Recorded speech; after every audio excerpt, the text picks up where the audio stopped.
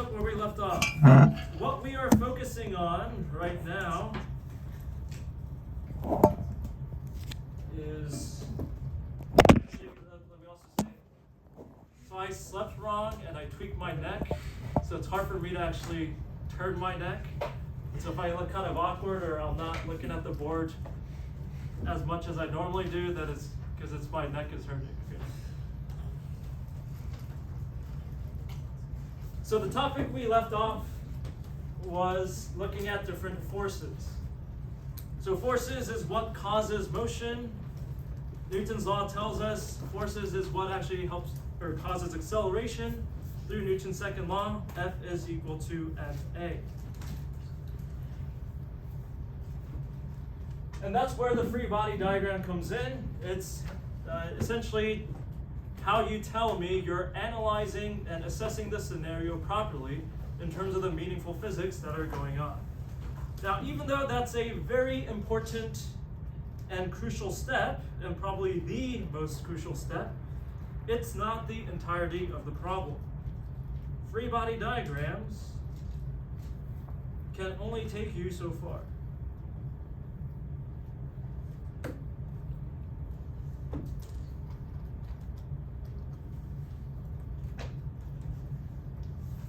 So I believe it is the most important step because that tells me if you understand the scenario or not.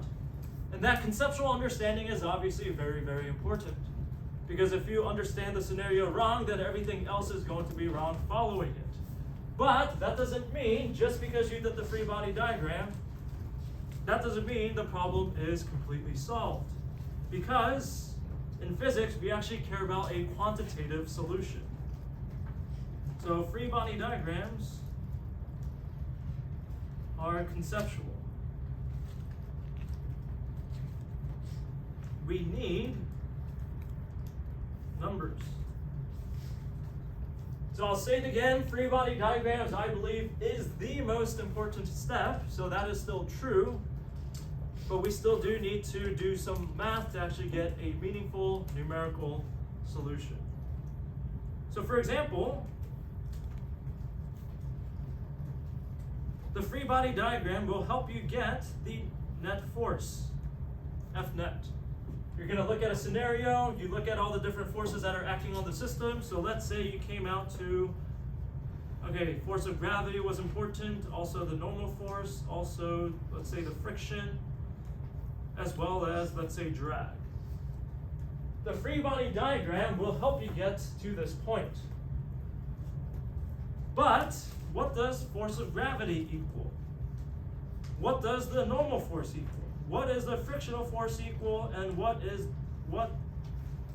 the drag equal to? What are the actual forces associated with each contribution? The free body diagram does not give you these specific relationships. But we still need them. And for that, we need what are called constitutive relationships. Constitutive relationships. So up to this point, I pretty much gave you what frictional force was, and I just gave you a number. Okay. But unfortunately, that's not going to be the case anymore because we do actually have to understand what determines a frictional force, what determines the drag force, what determines normal force, and so on and so forth. What do each of these contributions actually contribute? And that's what these constitutive relationships are referring to. So ideally, we want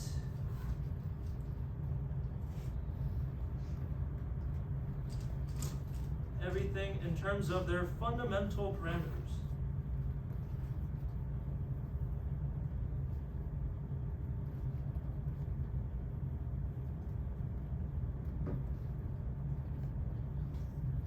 And what I mean by the fundamental parameters is things like time,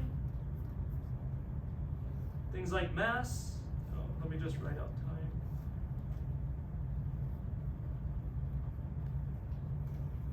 time, mass, position, we'll say this, time, mass, the kinematic parameters such as position, velocity, and acceleration, as well as one unique parameter related to the force.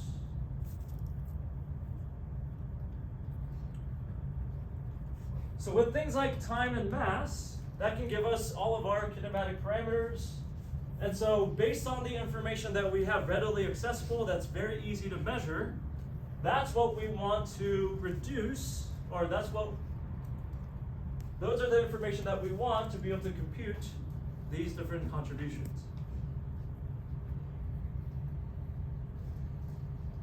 So the constitutive relationships are going to be composed of these simple parameters.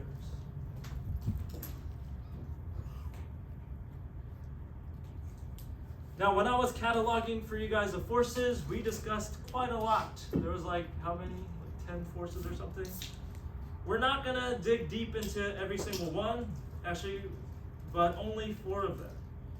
So we will delve deeper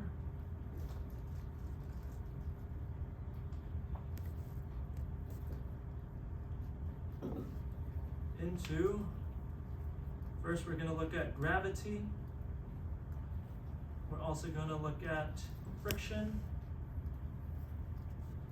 And that's where we'll end today. But we're also going to spend a little bit of time looking at drag, or more specifically, why we can't look at drag, as well as looking at springs.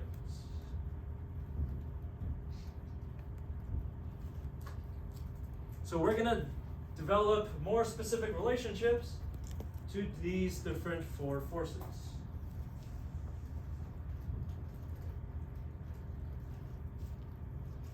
Let's first begin with gravity.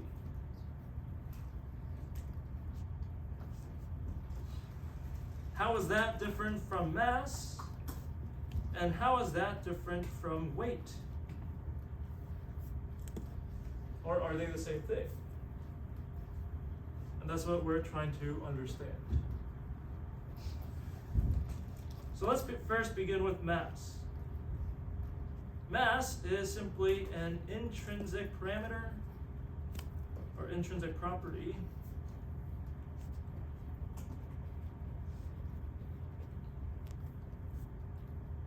which describes the amount of matter a substance contains.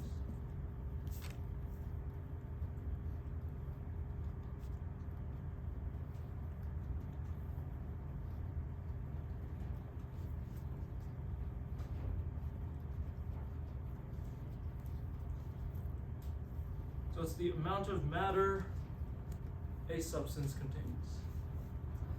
But that was more of the chemistry definition. In terms of physics, how this amount of matter actually becomes relevant is that it resists acceleration.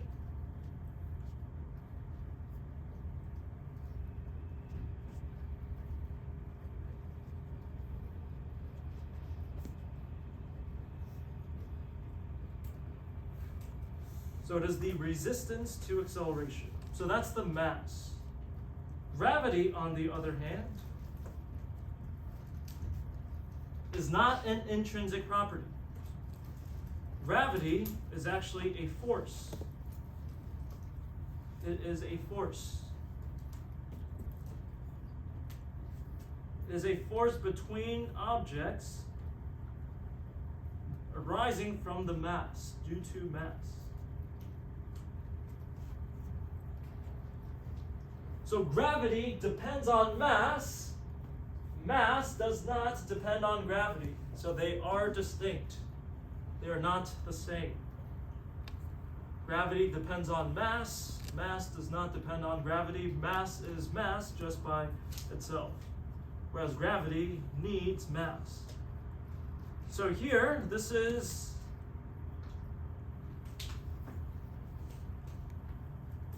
what Isaac Newton actually gave us. It is not mg, but the force of gravity is actually capital G, m1, m2,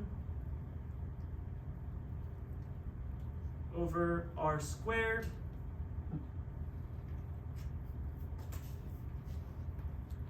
and here we have to be precise about our subscript. This is not F sub 12. It is F sub 1, 2. This means it's force object 1 exerts on 2. It's force, the first object number 1 is exerting onto object 2. So the second subscript is the object on the receiving end of the force. The first subscript refers to the object that's actually exerting the force. Yeah. Is it okay when we write that we put a comma? Yeah, comma is fine. Although at that point you're going to have quite a few commas because we're going to be carrying this forward. But yes, technically you can. It's F sub 1, 2.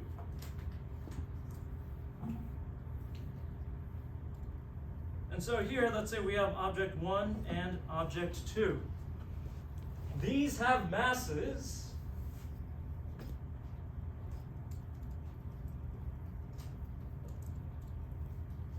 And I forgot to mention, gravity is an attractive force. Attractive force. So the direction is towards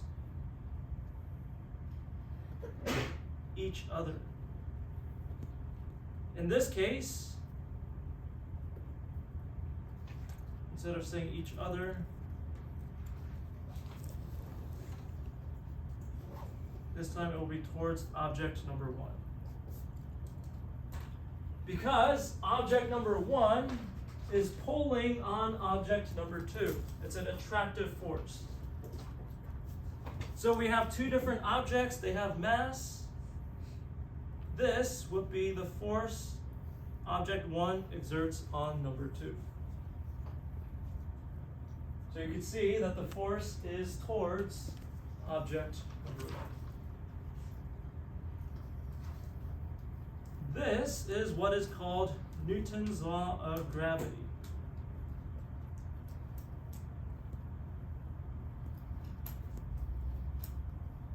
And here, capital G is defined as the universal gravitational constant.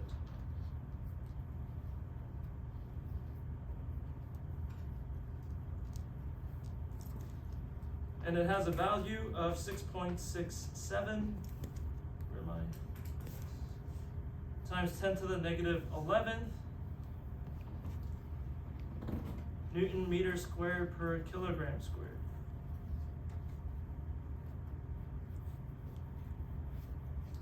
And R is the distance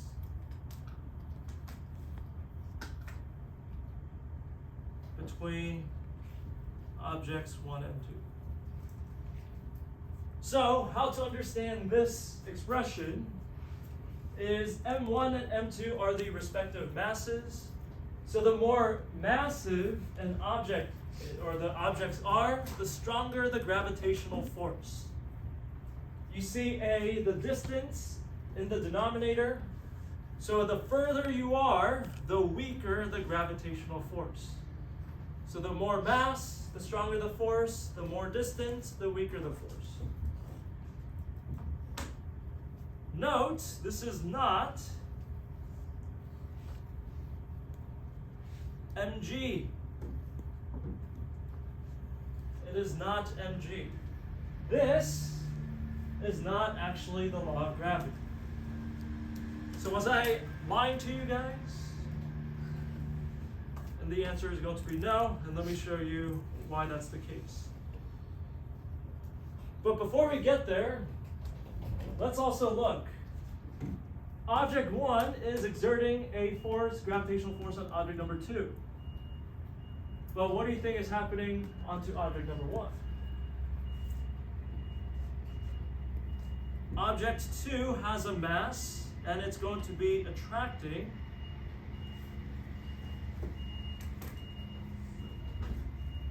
object number 1 to it. So this time it'll be F sub 21. This is the force object number 2 is exerting on object number 1. Remember, the last subscript is referring to the object on the receiving end. So if we want to know the strength of F1 on 2. Or not F1 on 2, sorry. F2 on 1. We already did F1 on 2. F2 on 1. If we want to know the force of gravity between 2 on 1, all we need to do is, if we see a subscript of 1, then we switch it to a 2. And if we see a subscript of 2, we switch it to a subscript of 1. And if you do that, you're going to get G times M1, M2 over R squared.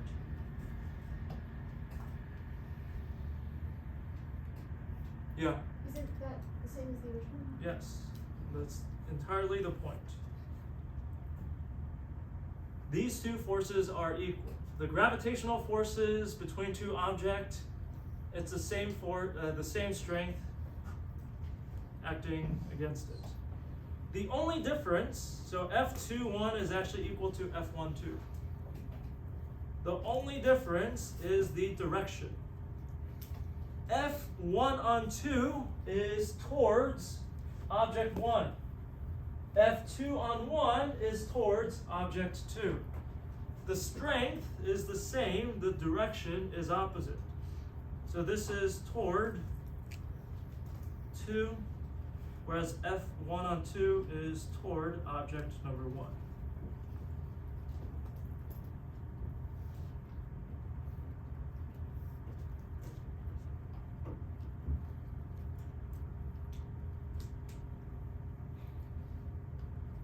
So clearly, we have not been using this equation when we were talking about gravity up until this point. So what's going on? We arrive at this using what is called the flat Earth approximation. I am not saying the Earth is flat. It is an approximation. More precisely stated, I think, how we should call it. Actually, before that, let me just say what it is. All we're saying is object 1, it's just going to be the Earth. M1 is going to be the mass of the Earth. And the radius, we're going to be using the surface of the Earth. So we're just trying to understand what is the gravitational force at the surface of the Earth, and that's very relevant for us because that's where we live, on the surface of the Earth. So the radius, we're going to be using the Earth's radius.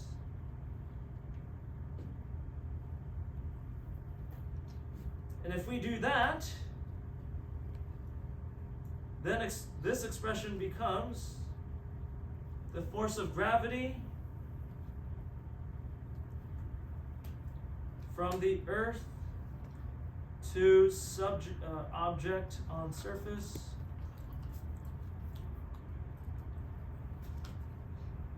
So the object on the surface is on the receiving end, the source is the Earth. This is going to be capital G, that doesn't change, times mass of the Earth, times the mass of our object, which we'll just call it M, divided by the radius of the Earth squared. Alright, I just want to write the magnitude. So let's get rid of the vector symbol. Now, if you look at this expression, which of these are constants? Which of these are constants on the surface of the Earth?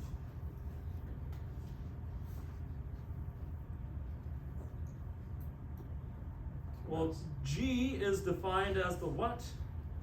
Universal gravitational constant, so that's a constant. What else is a constant?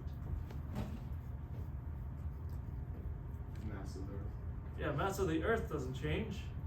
What about the radius of the Earth? Well, depending on if you're on Mount Everest and such, so this is, instead of the flat Earth approximation, okay, we're not saying the Earth is flat, but we're saying the Earth is smooth. Actually, I would like to rename this to perfect sphere approximation. Essentially, we're just assuming the Earth is a perfect sphere, meaning the radius of the Earth is a constant. The radius of the Earth is a constant. So, instead of always having you guys multiply this gigantic number, or maybe gigantically small number, times the mass of the Earth, who knows what the mass of the Earth is? Okay, you don't know that. Who knows the radius of the Earth is? Alright, you don't know that either. Instead of always having you guys multiply these three, let's just combine it all to get a single constant. And if you combine these numbers, what number do you guys think you'll get? And that is going to be 9.8, which is lowercase g. So everything here is simply lowercase g. So I was not lying to you guys. We've just been simply using what is called the flat Earth approximation, so that I was actually the nice guy. I helped you save a lot of calculations just to get to the 9.8.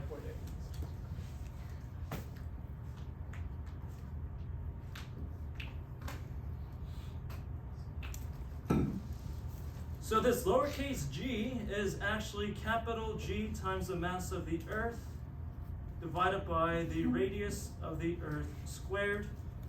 And that's why this g value is only applicable as long as you are on the surface of the planet. So if you're looking at the moon, would you want to use this g value? If you're on the moon? Right. You are not. You are very, very far from the moon. Or sorry, very far from the surface of the Earth. And so this would not be the g value that you want. This is only applicable if you're very close on the surface. And so you can see here, the force of gravity depends on mass times the gravitational constant. So they're not the same thing. The force of gravity is a force. Mass has a completely different set of units of kilograms. Mass is completely independent. Force of gravity depends on mass. So that's gravity versus mass, but what about weight?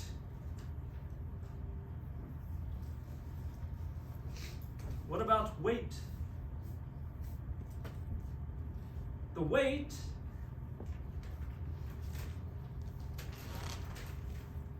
is a force, but it's not the same thing as gravity. The weight is actually the normal force. Normal force to balance out mass on gravity.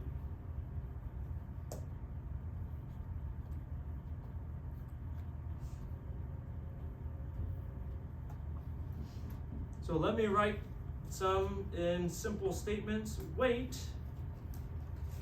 is a force. So what units should it have in SI units?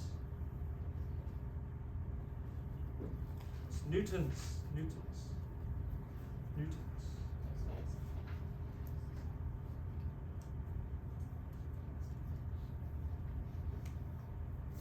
Just like how gravity depended on the mass, weight depends on many different parameters. Weight depends on mass, the gravitational constant, as well as one other thing. Who's ever ridden a roller coaster? Okay, probably everyone has. And you get that weightless feeling, right? The weightless feeling. That's because you guys are accelerating, so it also depends on acceleration. The weight actually depends on many, many different parameters. The mass and the gravitational constant likely is going to be an easy connection to make, but let's focus on the acceleration to extract a little bit more out of that. So y is weight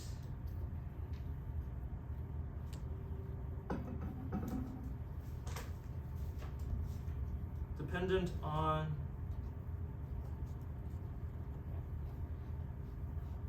acceleration. Y is the weight dependent on acceleration. And it kind of goes back into some of your experiential observations. You have the weightless feeling when you're on things like a roller coaster. So you feel quote unquote weightless.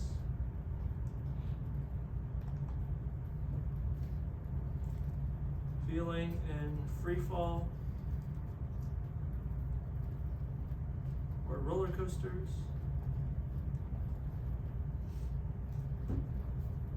Now, when you're on a roller coaster, does your mass magically disappear, or does gravity magically stop acting on you? And the answer is no. What's actually occurring is you're accelerating down towards the earth. That's where the weightlessness comes in. And of course, at the bottom of that roller coaster, the opposite is also happening. You feel like you're getting sucked into the seat. You feel like you just gained, many, many more pounds. And so there's also the feel heavier aspect on bottom of roller coaster.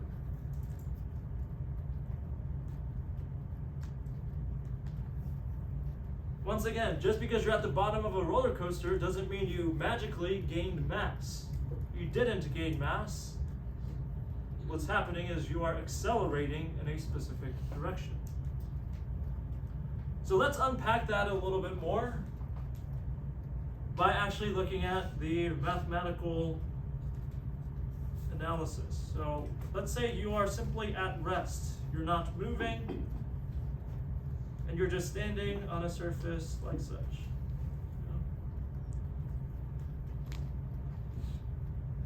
What would the free body diagram look like on you, on the person? You would have the force of gravity. What else would you have? Yes, and you would have the normal force. Anything else? No. Second law tells us the net force in the y direction is going to be m times the acceleration in the y. But when you're standing on the surface, what is your acceleration in the y direction? It is going to be 0. So that's what Newton's second law is going to tell us. But what about our force balance? Our F net in the y is going to be positive n minus the force of gravity. Positive normal force minus the force of gravity. And putting both of these together, we get the normal force minus force of gravity has to be equal to 0, meaning the normal force has to be the force of gravity, which is going to be mass times m times g.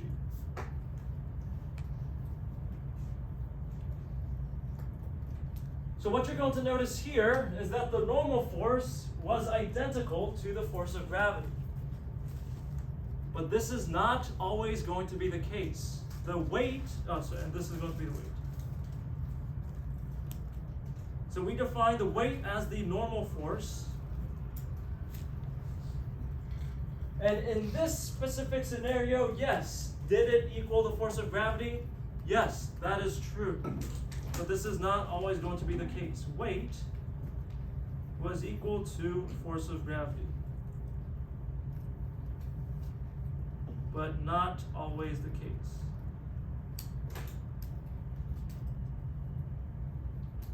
It just happened so that the forces all balanced out so that it was actually true. But this wasn't the condition that was going to throw us off in the first place, because when did you feel weightless? It is when you're in scenarios like free fall and the roller coaster. So let's actually do that assessment next.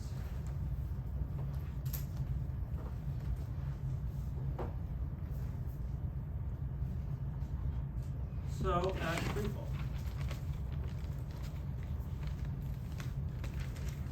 Now I'm sure many of you guys have a fear of being inside an elevator and the cable snaps. So let's briefly assess what's actually going to happen. If the cable snaps, which way are you going? All right, gravity's gonna pull you straight down. It's going to be accelerating with negative g. But in this scenario, let's look at our free body diagram. And we just care about the force that's acting on you, not the overall elevator, just the force acting on you. What are the forces acting on you?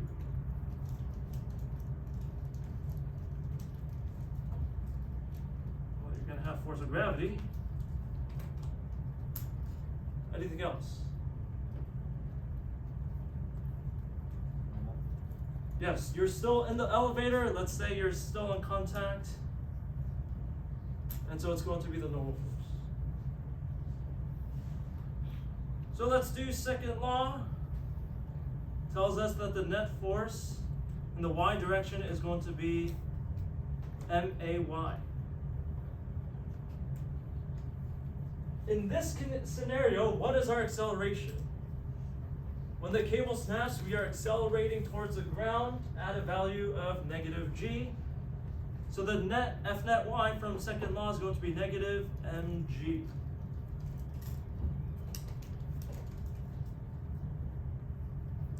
Now let's do the force balance. So when we look at the individual forces actually acting on the person, we look at our free body diagram. We have a positive normal force N minus force of gravity. And so when we put both of those expressions together, we get normal force minus force of gravity is going to equal negative mg. Meaning the normal force is going to be negative mg plus the force of gravity. But what is the force of gravity? It's mg, meaning these cancel. And so the normal force is going to be equal to 0. And that's going to be our weight. And that's why when you're in free fall, you have that weightless feeling like inside your stomach. Because it is, the weight is actually referring to the normal force acting on you.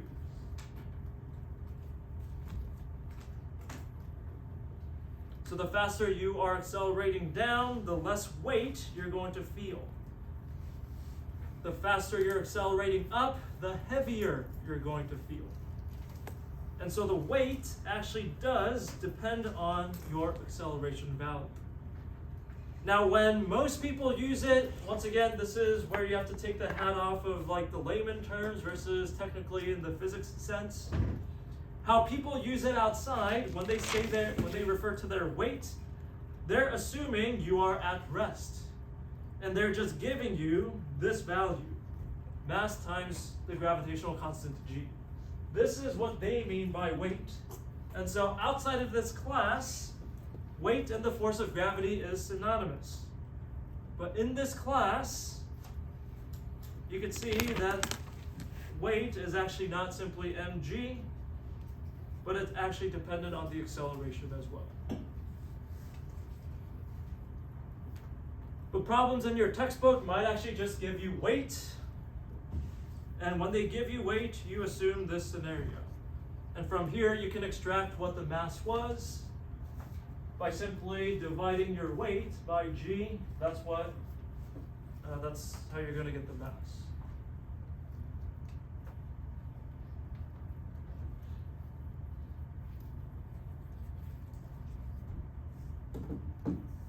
Alright, so those are the differences between gravity, mass, as well as weight.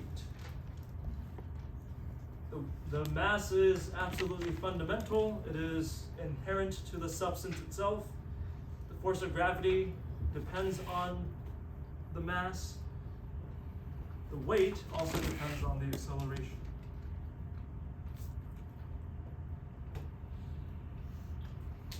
So the second thing that I said we were going to mention in terms of the constitutive forces is friction.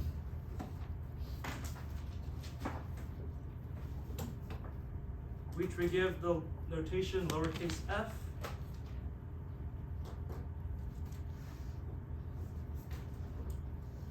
If we have static friction, we give it F sub s.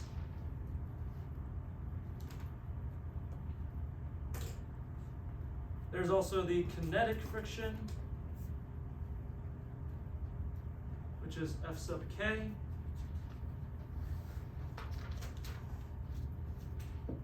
And you might also see what's called rolling friction,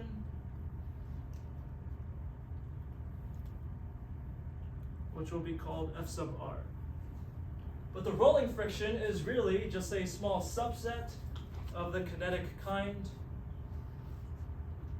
But we'll get there in just a moment. To introduce this topic of friction, let's begin with a thought experiment. Now, hopefully, I'm sure most of you guys have tried to help, move a fridge. They're kind of large and clunky, so let's begin with that as our thought experiment. So imagine pushing a fridge.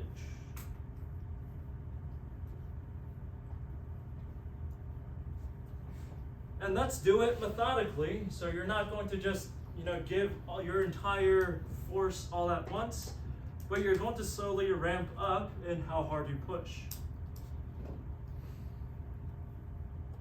So at low push strength, meaning at low F push, what happens to the fridge?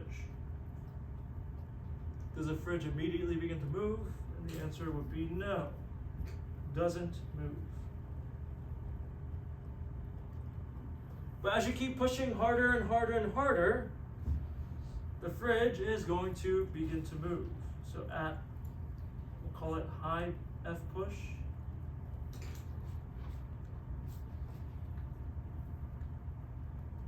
the fridge moves.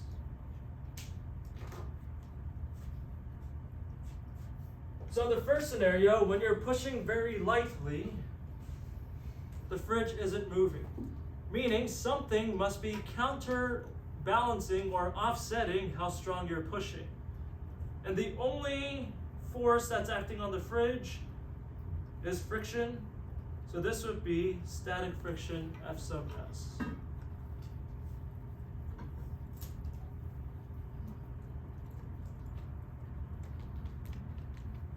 But as you push harder, it begins to move, but it doesn't move for free. Right? It takes a lot of effort to actually keep it in motion or to continuously move it. And that's when you get into the kinetic friction. So doesn't move means velocity is equal to 0.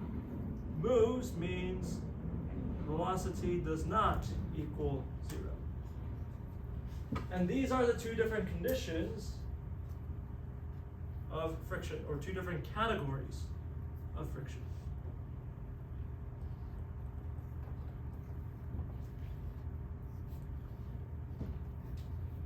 We're first going to begin with the static friction. So let's call it 2A.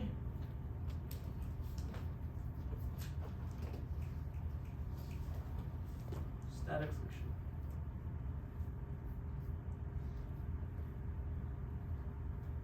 So if, let's say, the other forces is equal to 0 and velocity is equal to 0 as well as acceleration is equal to 0.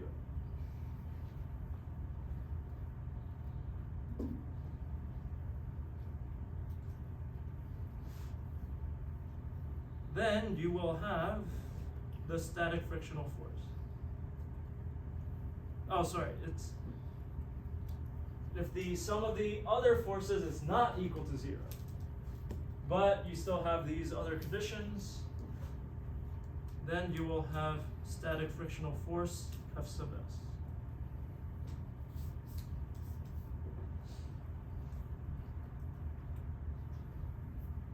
Oh, sorry. Actually, before that, I wanted to go over an example. Let me do it. Or at least sketch. Oh, no, actually, this is fine.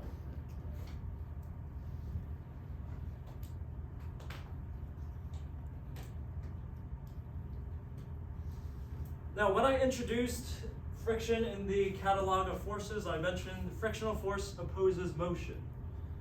So that's going to be the direction, but in this case, because the velocity and acceleration is equal to 0, motion doesn't mean anything in this case. So since v is equal to 0 and acceleration is equal to 0, quote unquote opposing motion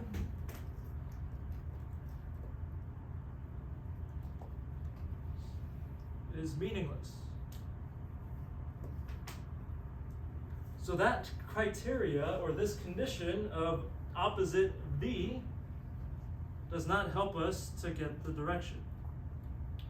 Instead, the direction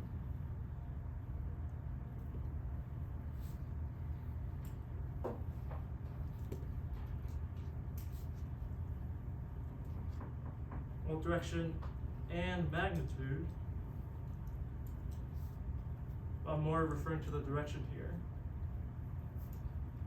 is the direction necessary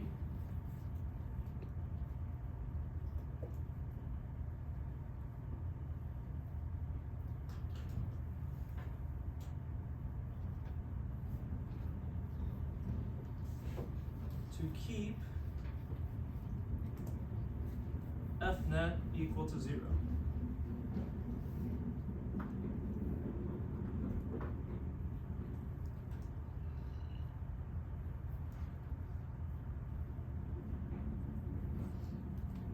So it's just whatever's required to keep this condition the same. Because when you're pushing a fridge and it's not moving, what is the acceleration? Well, 0, it's not moving. So your net force has to equal 0. And if the frictional force is the only thing that's counteracting you, then that frictional force is actually keeping that true. So let's look at a scenario.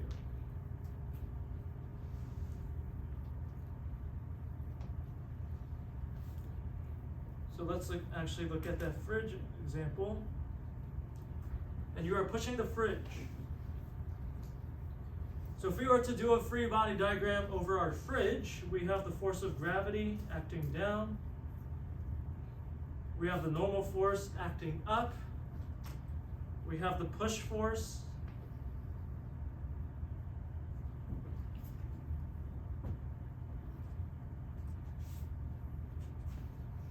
And the only other force that's acting on the system is friction moving this away.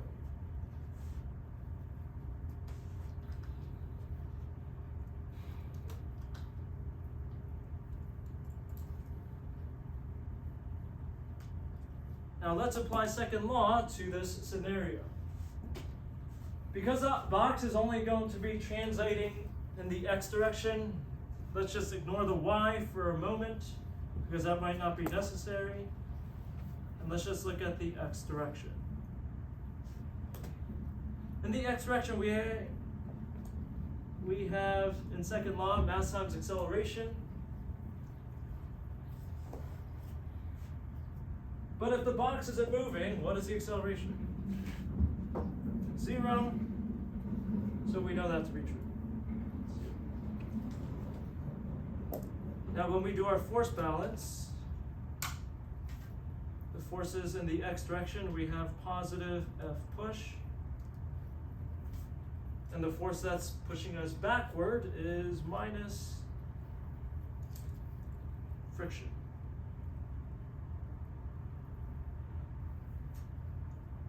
And putting both of these together, we know that F push has, we know that the static frictional force Fs has to equal F push.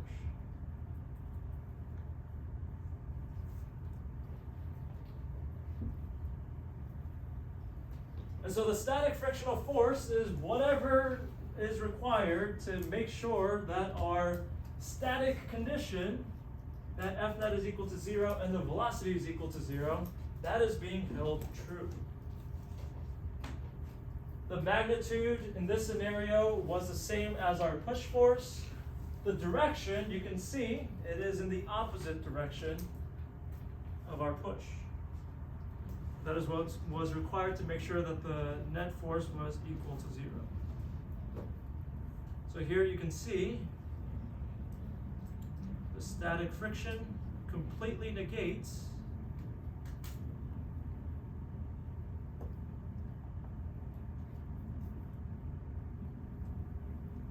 the pushing force.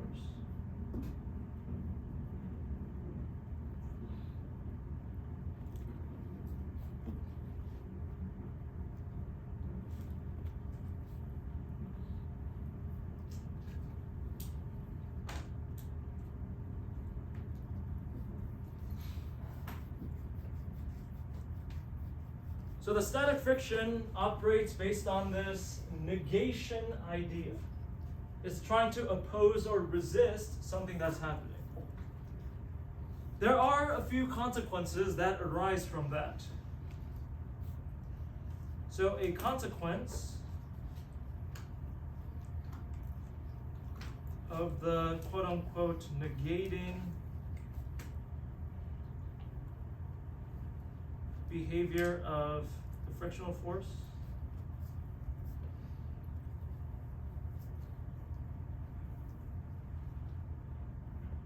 is the following. Fs does not have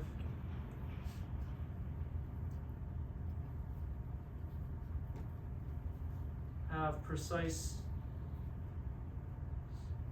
relationship.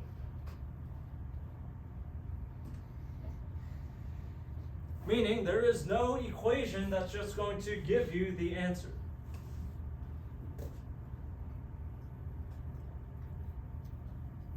So what that means, if it doesn't have a precise relationship, force of gravity, Fg, does have relationship. And what is that relationship? Is simply Fg is equal to mg. That is the relationship. Just give me mass, just give me mass and you know g, and you can get what that force of gravity is. The static friction does not. Fs does not have a relationship. So I've been kind of warning you guys this from day one, but you really have to let go of, I just need this equation and then I can solve the problem. Yes, anybody can. The question is, are you able to assess the scenario and identify what's actually going on? That, not everybody can do. And the static frictional force, well, it's pretty much going to force you to do it because there literally is no equation for you to memorize. You actually have to assess the scenario and you have to deduce it from all the information that's given.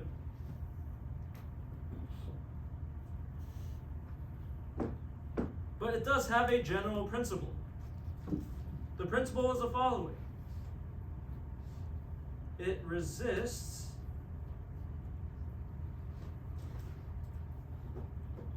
the sum of the other forces.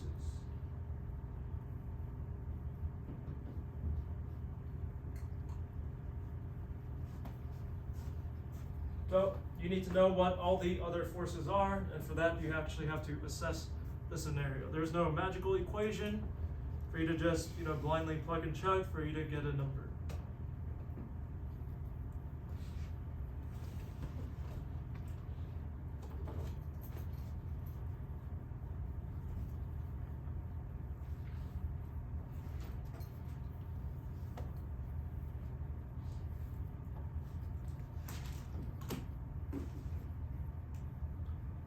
All right, let's continue.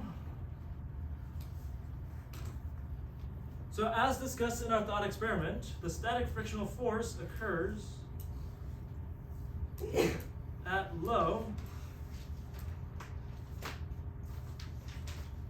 F push.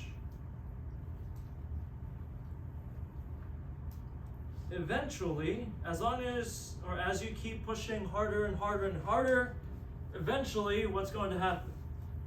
The fridge will begin to move. So eventually at high enough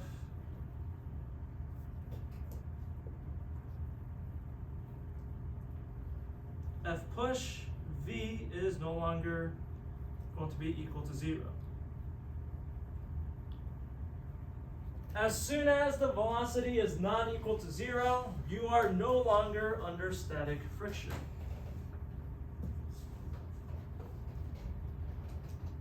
So therefore, no longer under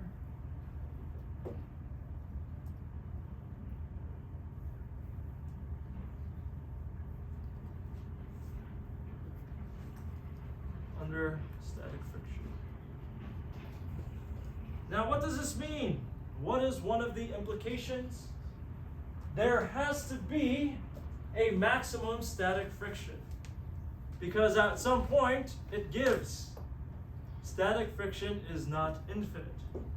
So one of the things that you can ascertain from this observation is that Fs must have a maximum possible value.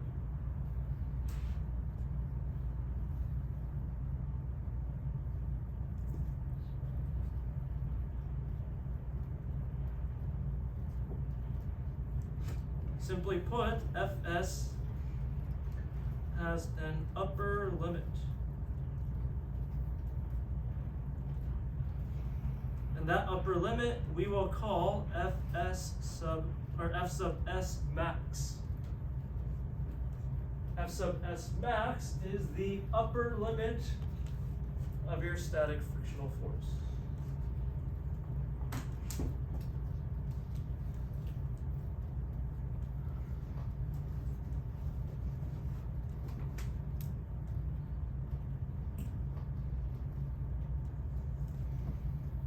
So let's go over a few different conditions looking at this Fs max. So if the static frictional force is less than Fs max,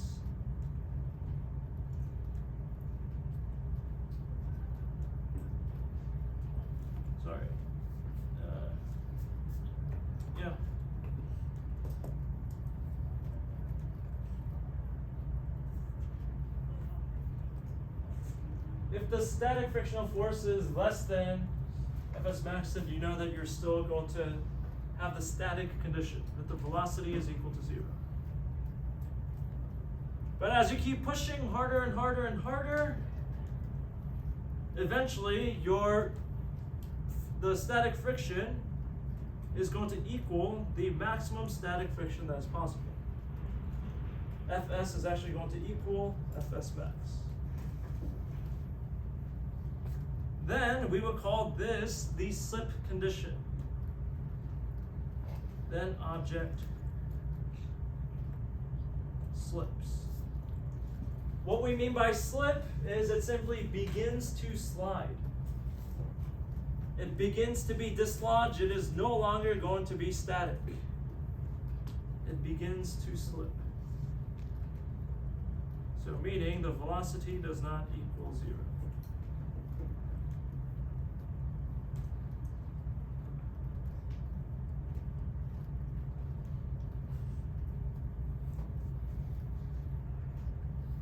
Now, of course, the last category, if Fs is greater than Fs max, well, this is not possible.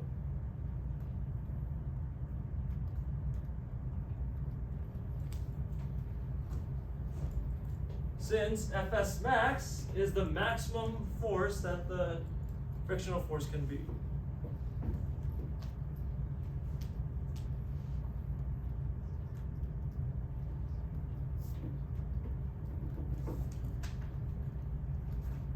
So at a certain point, once the static frictional force reaches the Fs max, as soon as you go beyond it, you're going to begin to move, and you're no longer going to be in the static friction scenario. Static friction scenario. Okay, but we need to know, okay, this is the upper limit, but what is the upper limit then? So, although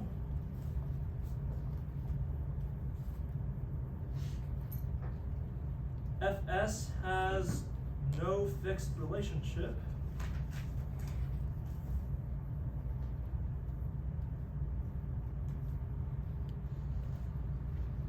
this is where things are going to get a little bit confusing. Fs max does.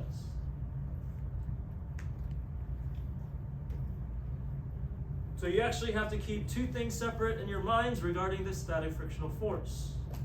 The Fs max does have a equation. You just plug it in and then it'll tell you what the maximum possible value can be. However, the actual frictional force in that scenario at that point doesn't have to be at Fs max, because it could be much smaller than that. And that relationship for the Fs max is going to be mu sub s times n, where mu sub s is defined as the coefficient of static friction.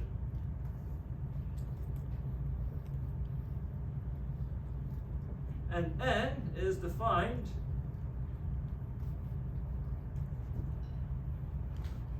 as the magnitude of the normal force.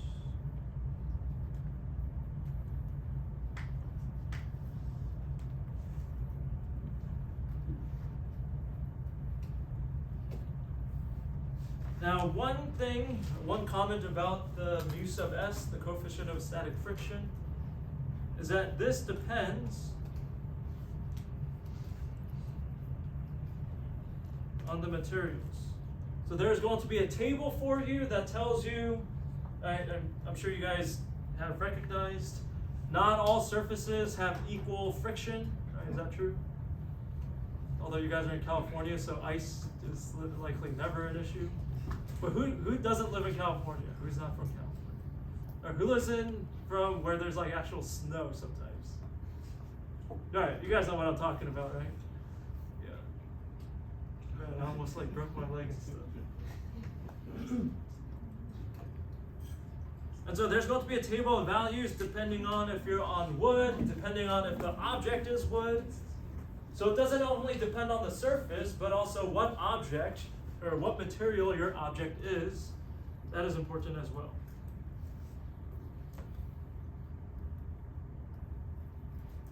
So the maximum frictional force has a specific relationship. The static force, what's actually going on, does not. So that's the static force kind, static friction kind. Let's look at next the kinetic friction.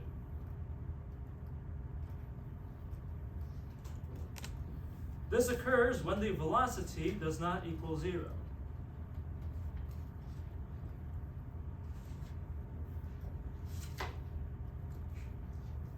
Now here's something counterintuitive.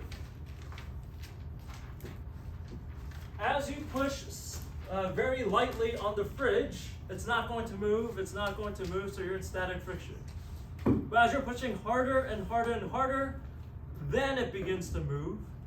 So you might be inclined to think that the kinetic friction is going to be larger than the static friction because you have to push much harder to actually get it to move.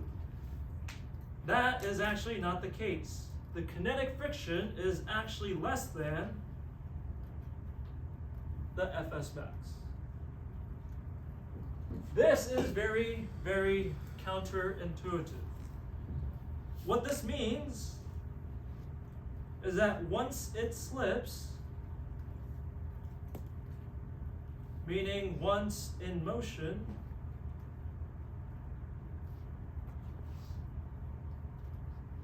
it's easier to keep it in motion.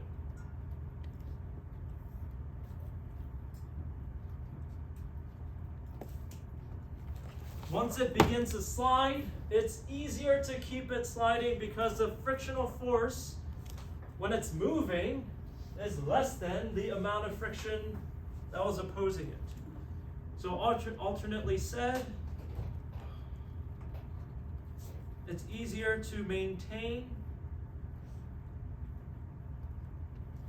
than to initiate motion.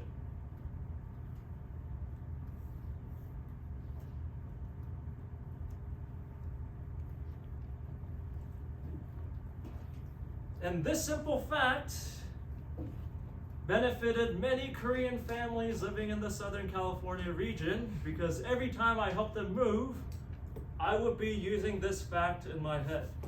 So when you're moving a fridge, actually what you want to do, or what you don't want to do, is what we did in our thought experiment. The worst thing you want to do is slowly begin to push harder and harder and harder. Because that, you're going to be susceptible to this. Instead, what you want to do, run into the fridge, because you just want to slightly dislodge it, and then at that point, when it's slightly dislodged, it's easier to keep it in motion.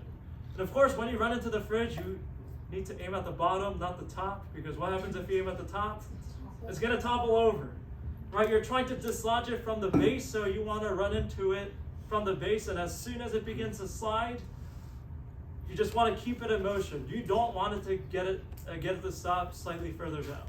So if someone's helping you, you just say, hey, run into it, and as soon as it runs, you just keep pulling on with it, and then it's going to be much easier. And many families have benefited from me helping them move with this knowledge in mind. And this is going to be one of your tasks in the future, one of your future labs, to actually demonstrate that this is true.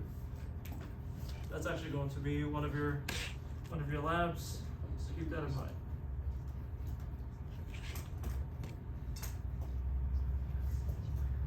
The direction is not opposite F net, it's simply opposite V.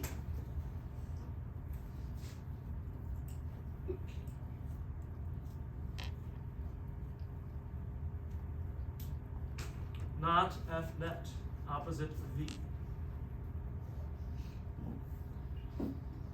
Unlike static friction, kinetic friction has a specific relationship. Fk has a specific relationship, and that relationship, Fk is mu k times n. So it looks very, very similar to the Fs max expression.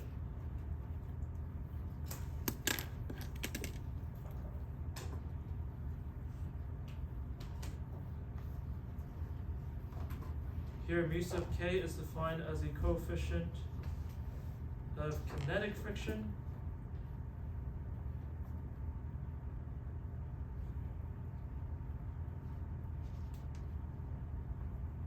And of course, n is the magnitude of the normal force.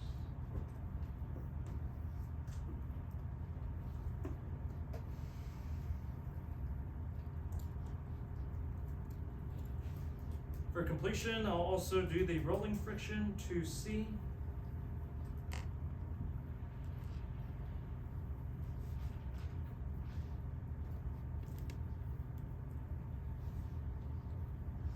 The rolling friction is simply a subset of the kinetic friction. So when you add wheels, or I guess why do you add wheels onto something? Right, it makes it easier to push, right? It makes it easier to move. So you put wheels on it to lower the friction. However, it's still not free. It does provide some resistance, and so that's what the FR is referring to. And so this is going to be mu sub R times N. Mu sub R times N. When you add wheels, the normal force doesn't change. Well, actually, you're increasing the normal force because now you have the weight of the wheels that gravity is acting. Instead, how you actually benefit is the coefficient of rolling friction. The coefficient of rolling friction is much, much less than the coefficient of kinetic friction. So it is easier to roll than it is easier to slide. In most cases, of course, if you have things like ice and is very, very slippery,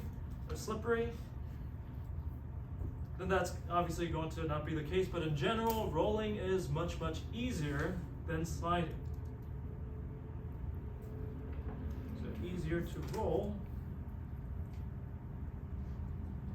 than slide.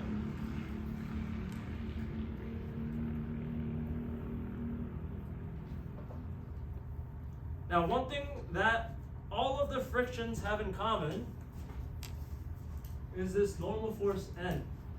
It is not gravity. It is not the force of gravity. It is the normal force. Normal force is the key.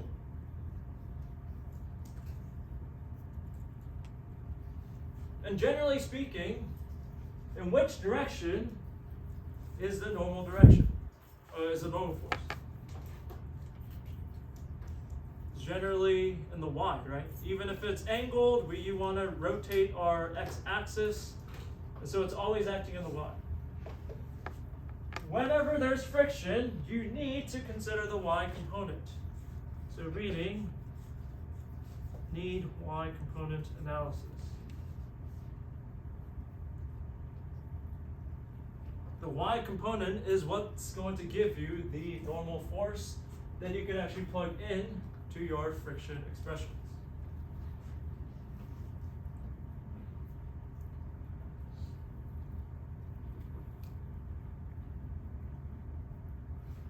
And so that concludes our friction section. So let's do a little bit of a summary. And for our summary, we're going to make a small table. And we're going to be looking at the magnitude as well as the direction for first static friction.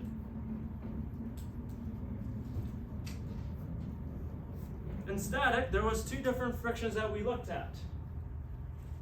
Fs, the static friction that the system's actually acting on, is simply F other. Some of the other forces to negate everything else. However, Fs max, the maximum value, does have a precise relationship, which is mu sub s times n. The direction for both is the direction necessary to keep F net equal to 0.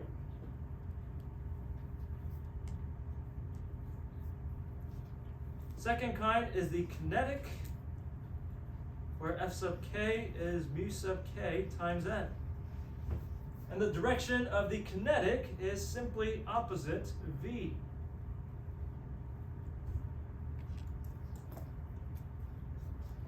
And third, we had our rolling, which was Fr sub mu Rn, and this was opposite V.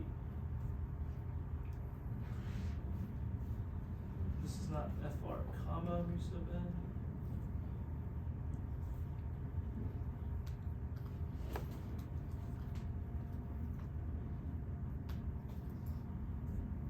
So this is a short summary.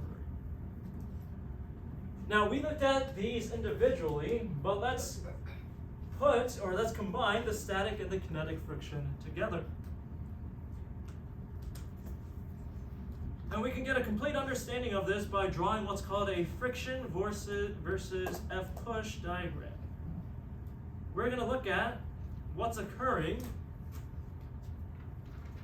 as we continue to push slightly harder and harder and harder. So in our x-axis, we have F push. On our y-axis, we're going to have friction. Now, if you're not pushing, and let's assume it's on a flat ground, what is the frictional force?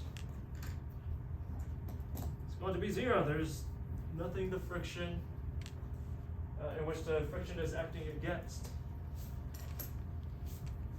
But when we're slowly pushing harder and harder and harder, let's say we apply a slight push here, the frictional force is going to be exactly the same because it's counterbalancing our F push. It's not moving. And likewise, if we continue to push slightly harder and harder and harder, well, it's going to look like this. Here, Fs is equal to F push.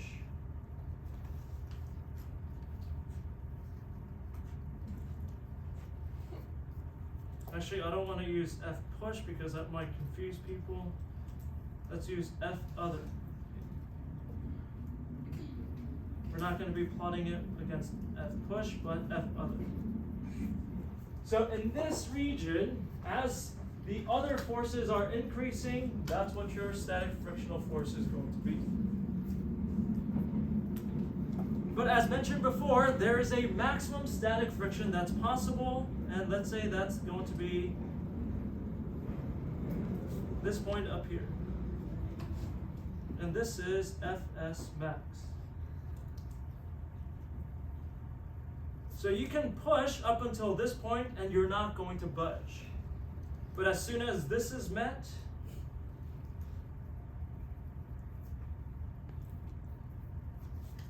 that ends your static friction region.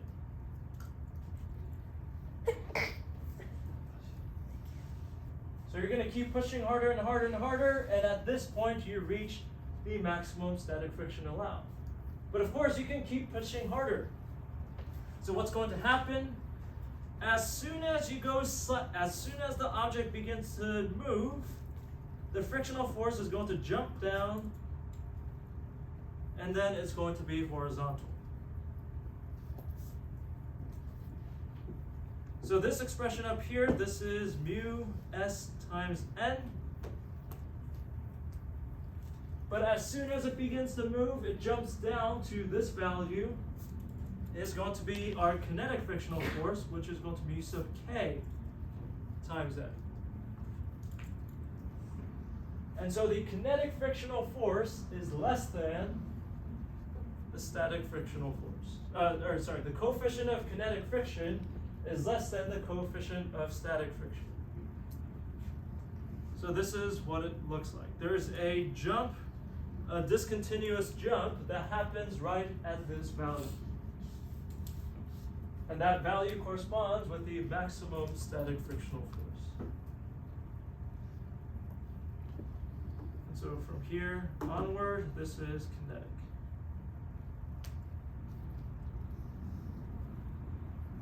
And in static friction, we have velocity is equal to 0 and the acceleration is equal to 0. Whereas kinetic, the velocity is not equal to 0. Yeah, question. How do we determine how much of a jump happens?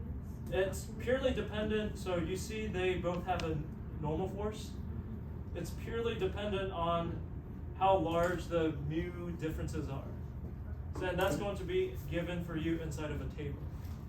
So you just look at the values, and this could be a 10% to 20% jump.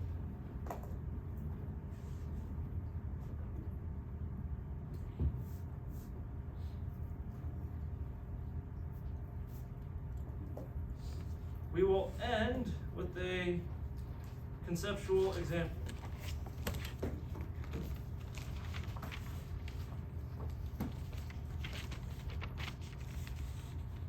In this example, I'm going to give you 5 scenarios, and I want you to rank in terms of their magnitude of their frictions. So in scenario A, you have just a box sitting there, and we'll call that FA, friction coming from A. Then this is all for the same container. So this time we're pushing on the box, and it's right at the slip condition. And we'll call the frictional force associated with that F sub B. In scenario C, we are pushing on the box,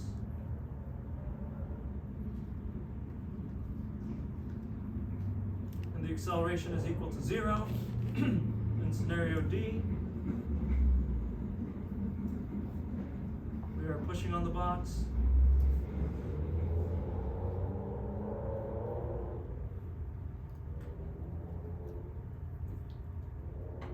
the acceleration is equal to 0, but you're still moving. And E,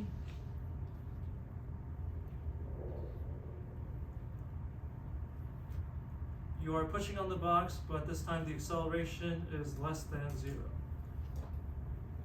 So for C, we'll call that F sub C. For scenario D, F sub D.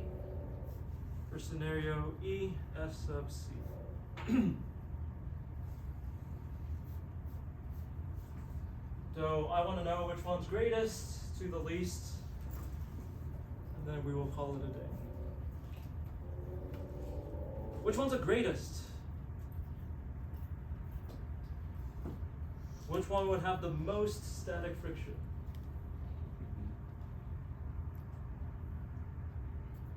Which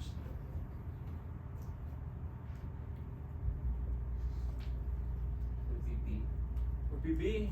Why? because the object is at the point of slip. Yeah, if it's at the point of slip, we are right here, meaning it's at the highest value it can ever be. So FB is the greatest, that is correct. Then what comes next? A? Why A? So then what would the frictional force be over here? Well, it's not just not moving, you're not pushing it either. So if you're not pushing it, we're right here. So what is a frictional force? It's 0. So so it's actually FA is the weakest because it is 0. Alright, well, we have these 3 scenarios. Which one's the next greatest?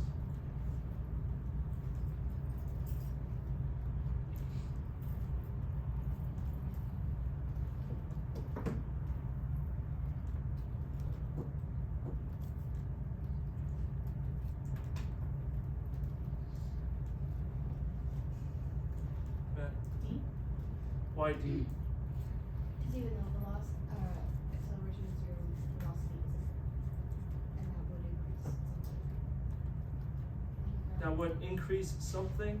What is something? I'm So, trying to well, think- what- I'm trying to think about what that would look on the graph. Yeah, where would be? Where would we be? That wasn't even a question I asked. Where would we be? It would be in the space where velocity isn't 0, right?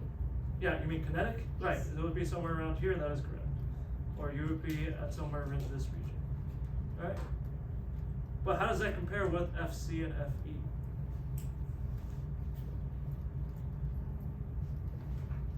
So you're correct, FD is indeed over here, but we can't put that second Because it's still. until we assess C and E, right?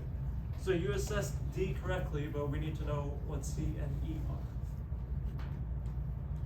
Where would C be?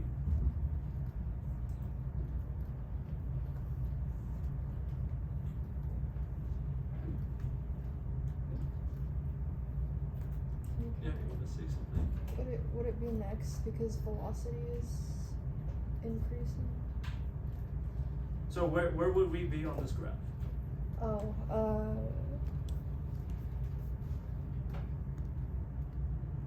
In static or kinetic? If it's kinetic, then it's just constant, so I could just stop asking, but if it's never mind, it's kinetic. it's kinetic, so it's here also. So what do you know about C and D? If they both have this value, then what's the frictional force? They are, right, they're the same. They have the same value. These are all the same. So FC is actually equal to FD. But what about FE? It's also in kinetic because the acceleration is not equal to 0. So actually FC is equal to FD, which is equal to FE.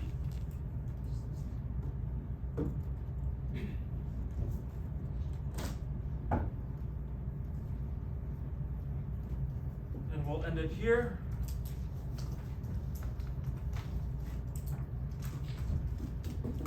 Why is FD equal to FE? Because FE is also in kinetic friction. All three of these, if you look at the conditions, they are all here. But for D, acceleration equal to 0. But V is not equal to 0, so it's not in here, it's here. Oh, for both, okay.